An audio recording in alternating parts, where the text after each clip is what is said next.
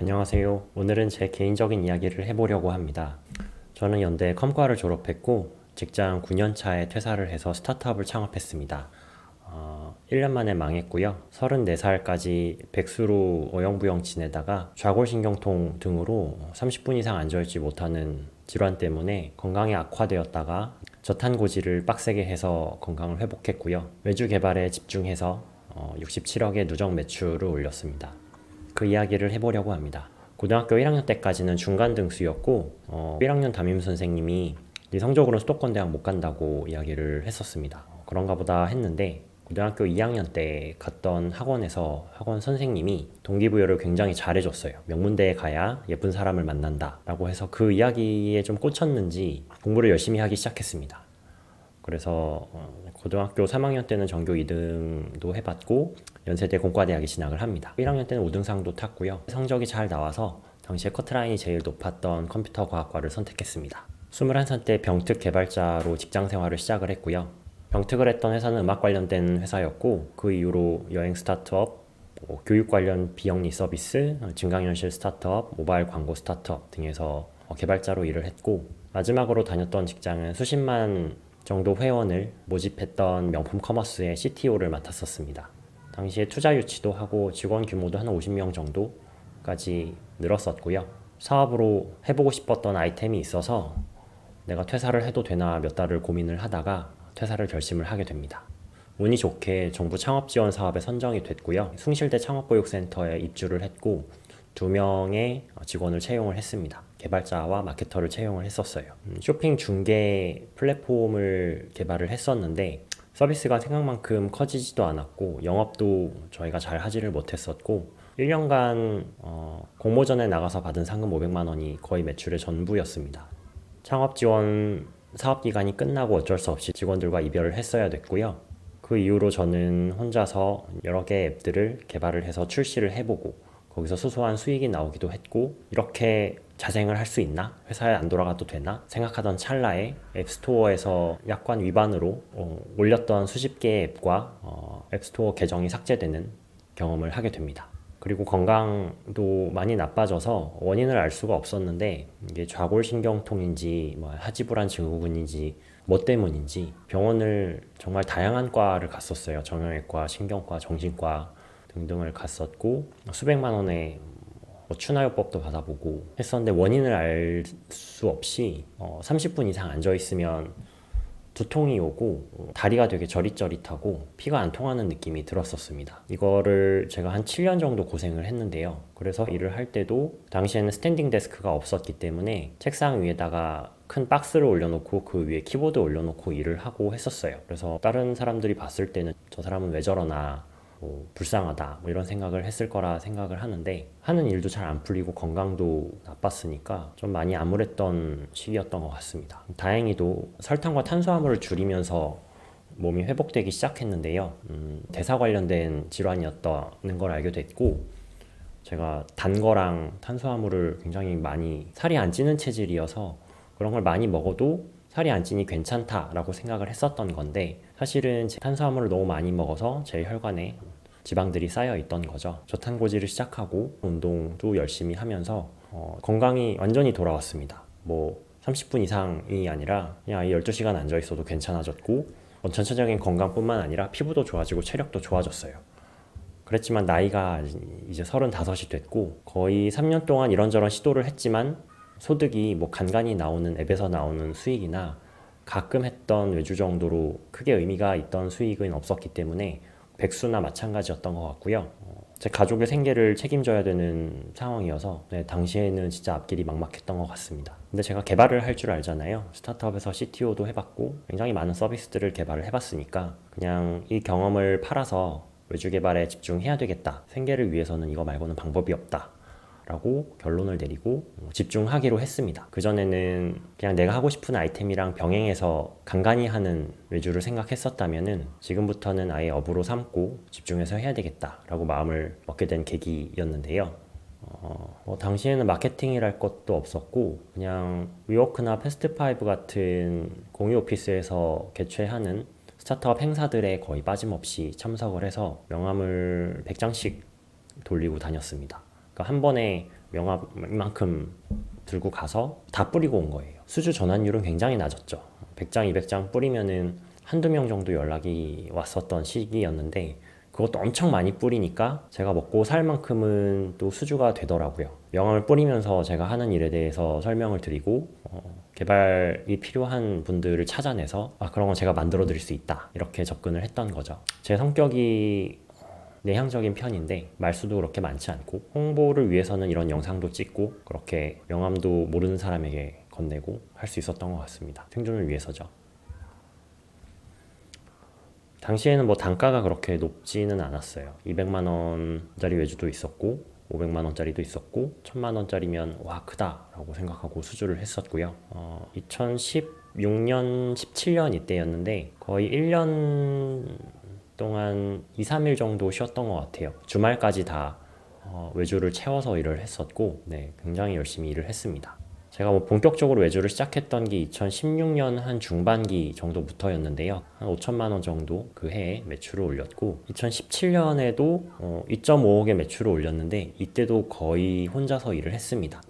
이때 개인적으로는 첫 차를 구매를 했습니다. 말리부라고 중형 세단을 구매를 했었고 지금은 저희 어머니가 잘 타고 계신데 매출이 이제 억 단위가 넘어가니까 개인 사업자였던 인썸니아 회사를 법인 사업자로 전환을 했죠. 2018년 들어서는 직원을 채용을 하기 시작했고 처음에는 강남역에 100만 원 월세 복층 룸에다가 1층에는 책상 6개를 두고 직원들과 같이 일을 했고 2층에는 제 매트리스만 두고서 이제 낮에 일하고 밤에는 복층에 올라가서 잠을 잤던 거죠.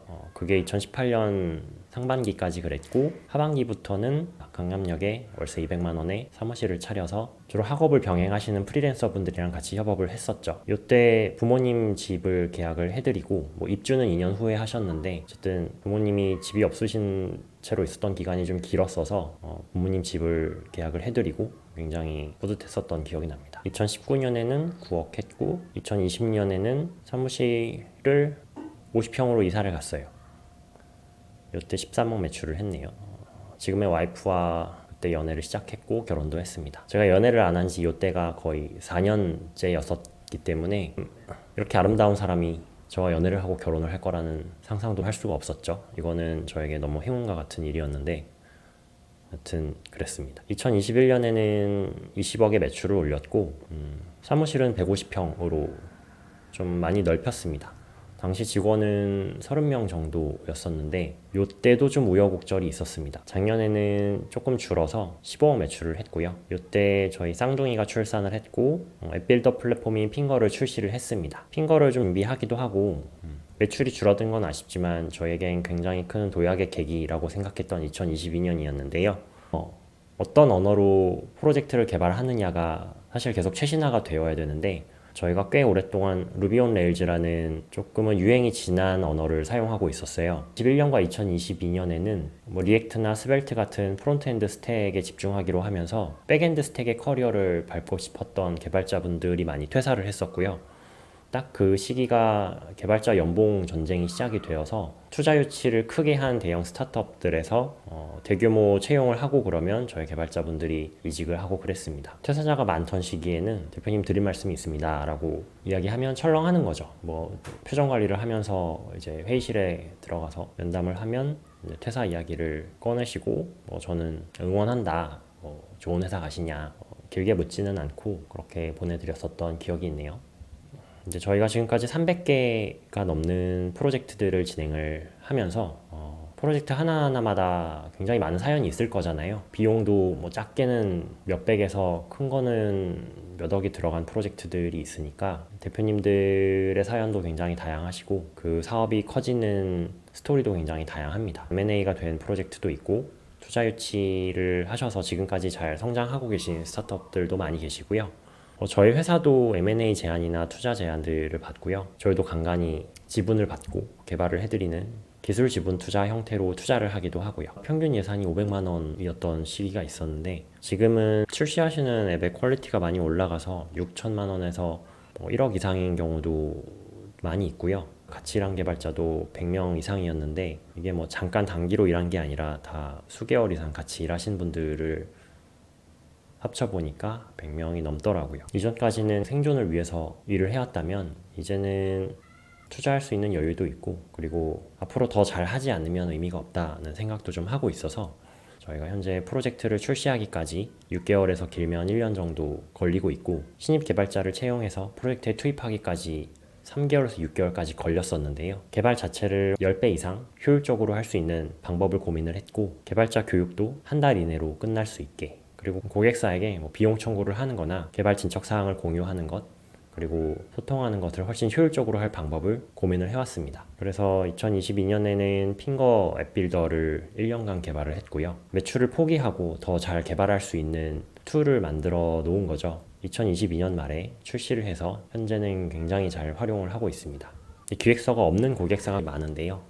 이런 경우에 그냥 기획서 없이 프로젝트를 진행해보기도 하고, 기획서를 상세하게 준비를 해오시라고 돌려보내기도 했었고, 어떻게 해서도 비효율이 있더라고요. 그래서 저희는 핑거라는 툴에서 기획과 디자인과 개발을 한 번에 진행을 할 수 있게 만들었고요. 견적 산출이나 비용 청구나 고객사와의 채팅 등을 통한 커뮤니케이션, 실시간 프로토타이핑 등이 가능하게 구축을 해두었습니다. 이전에 비해서 개발 속도가 2배 정도 빠르게 진행을 하고 있고, 프로토타이핑 자체를 개발자가 코드로 작성을 하기 때문에 기획과 디자인한 그대로 개발 결과물이 나올 수 있게 하고 있습니다. 올해 목표는 30억 매출을 하는 거고요. 그러면 누적으로 100억 매출이 되겠죠. 딥러닝을 내부적으로 R&D를 하고 있는데, 기획과 디자인을 자동으로 코드로 변환하는 작업을 딥러닝과 또 알고리즘으로 자동으로 하는 방안을 연구 중입니다. 개발 단계에서 실패하는 스타트업들도 많기 때문에 적어도 개발 단계에서 성공을 거쳐서 성장 단계에 안착하는 스타트업들을 더 많이 만드는 게 목표입니다. 제 첫 창업이 망했던 이유를 돌아보면 좀 방향성 없이 오랫동안 개발만 했고요. 그리고 매출이 없는 상태에서 고정적인 인건비가 지출이 됐었죠. 그래서 그걸 지속할 수 없었던 것 같습니다. 창업 지원 사업을 지원해서 그 비용으로 자금을 충당했던 것은 잘한 점이었던 것 같고요.